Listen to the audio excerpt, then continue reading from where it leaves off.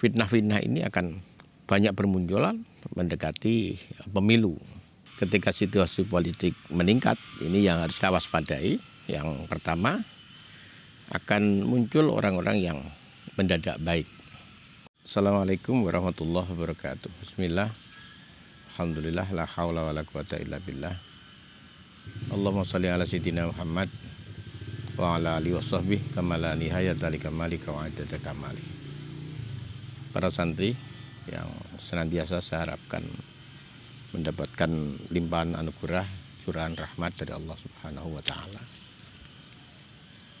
Hari ini saya ada di satu tempat di sudut pesantren kita, pesantren modern Al-Amanah, di mana sudut ini bunga dipelihara, dimuliakan, dikembangkan, juga buah-buahan dicoba ditumbuhkan, dikembangkan, kemudian ditanam di beberapa tempat milik pesantren modern Al-Amanah. Dan alhamdulillah pada musim panas tahun ini banyak buah-buahan yang sudah berbuah. Ada mangga, ada pisang, ada jambu, dan banyak yang lain yang sudah berbuah. Buah-buahan di pesantren ini bukan sekedar untuk makanan dan kebutuhan nutrisi, tapi lebih penting adalah untuk ujian para santri. Dan alhamdulillah para santri lulus dalam ujian, walaupun buah-buahan itu tumbuh di depan asrama santri, di areal pesantren, tapi buah itu bisa berbahagia tumbuh, berkembang, dan berbuah. Memang para guru sudah menyampaikan kepada para santri agar tidak mengambil buah yang masih muda, yang masih di atas pohon. Kalau sudah jatuh, itu menjadi halal. Demikian juga pohon dan tumbuh-tumbuhan yang ada di pesantren ini bukan sekedar untuk hiasan, tapi sebenarnya adalah untuk mengembangkan jiwa seni di kalangan santri, jiwa keindahan di kalangan santri, sekaligus untuk memenuhi kebutuhan oksigen yang sangat diperlukan dalam kehidupan kita. Dan lebih penting lagi, tumbuh-tumbuhan di pesantren kita menjadi tempat tumbuh berkembangnya beraneka binatang. Bermacam burung bisa berbahagia membuat rumah di pucuk-pucuk pohon, bertelur, kemudian beranak pinak, sehingga setiap hari mereka berbahagia dengan bunyi-bunyian yang menghiasi suasana di pesantren kita. Para santri,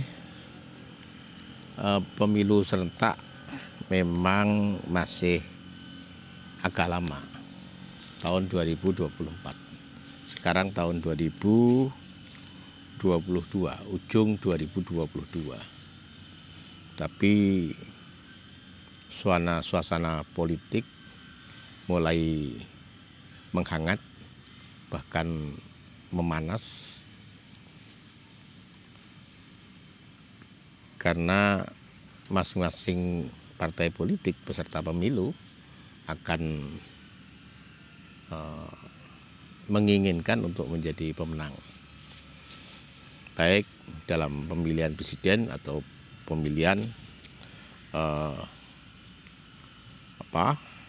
gubernur, bupati, wali kota, dan juga anggota legislatif.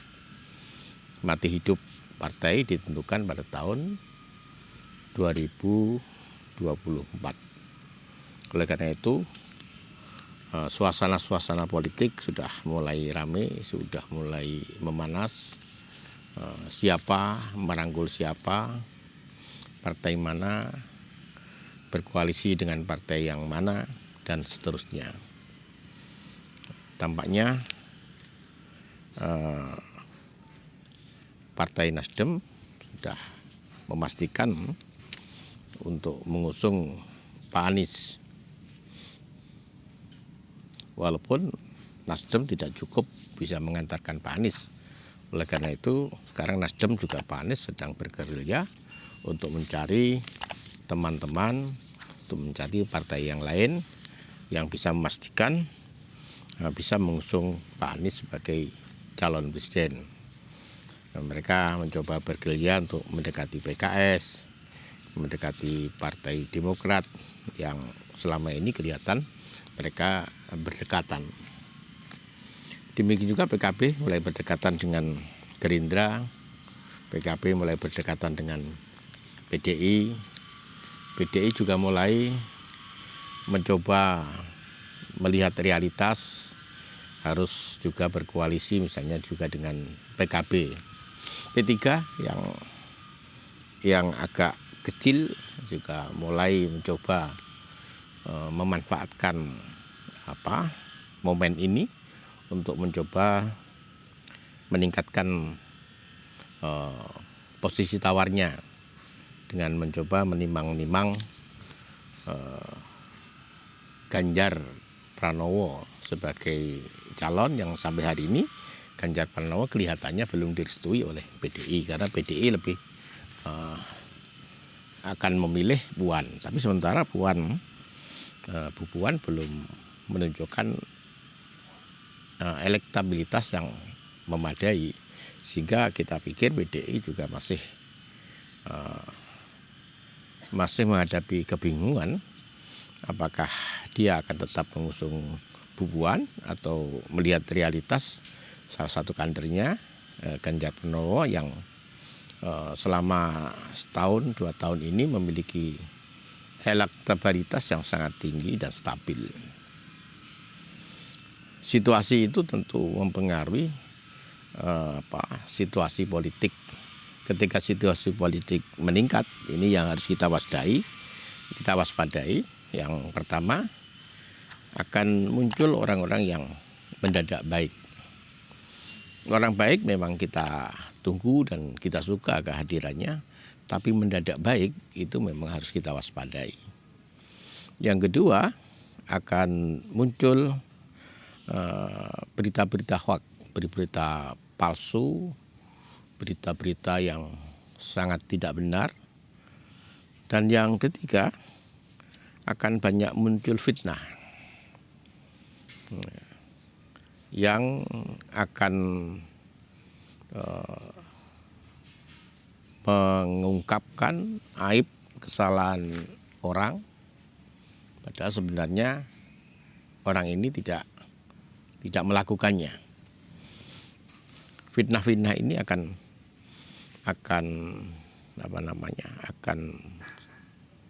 banyak bermunculan mendekati pemilu.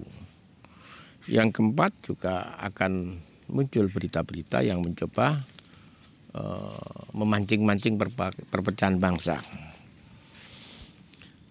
Indonesia ini memang negeri yang luar biasa. Sekian ratus bahkan sekian ribu perbedaan dari Sabang sampai Merauke itu bisa bersepakat untuk menjadi satu bangsa Indonesia, satu bahasa Indonesia, satu tanah air Indonesia. Ini adalah karunia Allah Subhanahu wa Ta'ala. Orang-orang yang punya kepentingan terhadap Indonesia tentu tidak suka terhadap kenyataan ini. Nah, orang-orang yang tidak suka ini satu dari golongan orang yang menginginkan Islam di Indonesia ini menjadi pemimpin dunia. Dan itu baik, tapi ketika kemudian merubah dasar negara, merubah tatanan negara, itu yang menjadi problem. Yang kedua adalah kelompok-kelompok yang tidak suka agama berkembang di Indonesia. Di antaranya adalah Partai Komunis yang mau tidak mau mereka masih eksis walaupun tidak secara terang-terangan mengakui bahwa mereka partai komunis, tapi tindakannya, perilakunya, agitasinya, program-programnya ya tidak jauh lah dengan partai komunis. Yang ketiga adalah orang-orang yang berkepentingan dengan sumber daya alam yang luar biasa di Indonesia. Mereka menginginkan sumber daya alam itu untuk mereka ambil. Maka salah satu cara itu melemahkan persatuan dan kesatuan, sehingga salah satu pihak bisa dianggap sebagai teman, pihak yang lain dianggap sebagai musuh. Dengan cara itu maka sumber daya alam yang ada di Indonesia bisa dengan mudah akan dikuasai dan diambil. Kemudian juga ada kelompok-kelompok yang lain yang sangat tidak suka ketika Indonesia maju. Maka isu-isu tentang HAM, isu-isu tentang Papua itu terus dicoba dikembangkan agar Indonesia ini tidak sempat untuk menata dirinya sehingga menjadi negeri yang maju sebagai pemimpin dunia. Masih banyak kelompok-kelompok yang lain menginginkan Indonesia itu menjadi negara yang tidak yang seperti yang kita harapkan. Oleh karena itu momen politik ini mereka akan memanfaatkannya. Bagi kita harus hati-hati. Yang pertama, jangan mudah percaya. Informasi yang diterima harus dibaca dengan cermat, harus di cross-check, kemudian dicoba diimbangkan dengan informasi dari sudut-sudut yang lain agar kita mendapatkan informasi yang valid. Yang kedua, kita harus jeli melihat sumber-sumber informasi yang lain. Biasanya apa yang saya sampaikan tadi berkembang luar biasa di media sosial. Maka media-media mainstream di televisi atau di koran-koran atau majalah-majalah yang bisa kita baca biasanya bisa menjadi pengimbang. Di samping informasi-informasi yang kita dapatkan dari para cerdik pandai yang masih memiliki integritas, yang biasanya sudut pandang mereka itu jernih dan netral. Ini kita perlukan dalam rangka menyambut pemilu serentak pada tahun 2024. Kita harus senantiasa ingat bahwa pemilu itu sangat penting bagi kita. Yang pertama, menunjukkan kedaulatan rakyat. Rakyat adalah penguasa sebuah negara yang kekuasaan itu diwujudkan dalam bentuk pemilu. Yang kedua,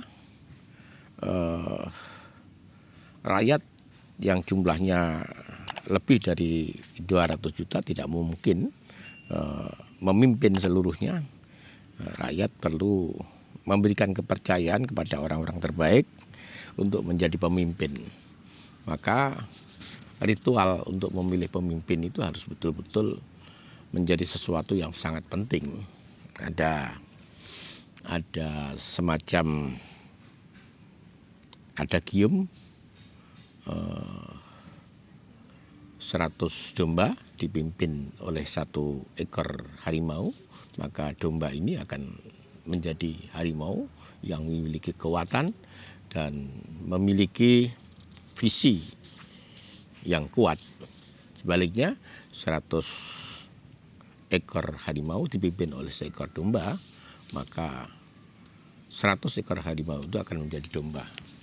Pemimpin yang lemah akan membuat rakyat dan masyarakat ini menjadi lemah. banyak negara-negara lain yang menginginkan pemimpin-pemimpin di negara itu lemah agar bisa mendikte, agar bisa memanipulasi, agar bisa memanfaatkan, tentu untuk kepentingan mereka. Kolonial memang sudah bukan zamannya lagi. Negara-negara yang terjajah sudah merdeka. Kolonialisme dalam bentuk lama sudah tidak laku lagi, sudah pasti dicaci oleh masyarakat di seluruh dunia. Tapi kolonialisme dalam bentuk baru tidak bisa dihindari. Banyak negara mereka di dunia ini yang hakikatnya dikuasai oleh negara lain. Nah, Indonesia sebuah negara yang sangat makmur, banyak orang yang pengen berkuasa, maka pemimpin yang lemah itu menjadi target mereka. Kita sebagai warga masyarakat tidak boleh mendapatkan pemimpin yang lemah. Kita harus dapatkan secara serius pemimpin yang kuat, tangguh, punya integritas, punya kapabilitas untuk bisa memastikan bahwa kapal yang namanya Indonesia ini akan menuju tujuan yang kita inginkan bersama. Yang ketiga, kita harus bisa memastikan bahwa pesta demokrasi ini juga harus menjadi benar-benar sebuah pesta yang menggembirakan, yang bisa menjadi teladan dari bangsa-bangsa lain, di mana penduduk yang demikian besar bisa menyelenggarakan pemilu dengan jujur dan adil. Dan ini akan menjadi prestasi sendiri di dunia. Tapi ketika kita larut dalam berita-berita yang tidak benar, kita larut dalam pancingan-pancingan orang yang tidak suka terhadap Indonesia, maka pesta demokrasi ini justru akan bisa menjadi pesta yang mengerikan. Kita pernah mengalami pilkada di Jakarta, hanya satu provinsi yang tidak terlalu besar benarnya, tapi hampir bisa membelah Indonesia. Ini harus menjadi catatan penting bagi kita untuk menyelenggarakan pemilu serentak. Apakah Indonesia ini cukup layak untuk aktivitas pemilu, kegiatan yang berisiko tinggi? Nah, kita harapkan pemimpin-pemimpin bangsa, penyelenggara pemilu bisa melihat dari perspektif ini.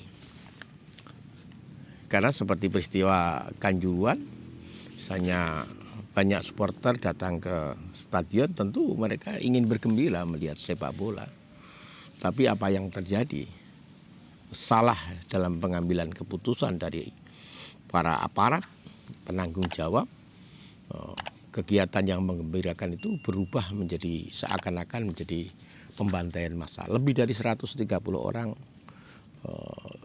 meninggal dunia dengan sangat tragis, sebagian malah anak-anak. Belum lagi yang luka-luka justru lebih banyak lagi. Kita tidak menginginkan pemilu 2024 ini dalam bentuk kecilnya seperti Stadion Kanjuruhan. Kita harus betul-betul menyiapkannya dari banyak aspek agar kita betul-betul bisa melaksanakan demokrasi ini dengan jujur dan adil. Terima kasih atas perhatiannya. Wallaahu a'lam bishawab. Assalamualaikum warahmatullahi wabarakatuh.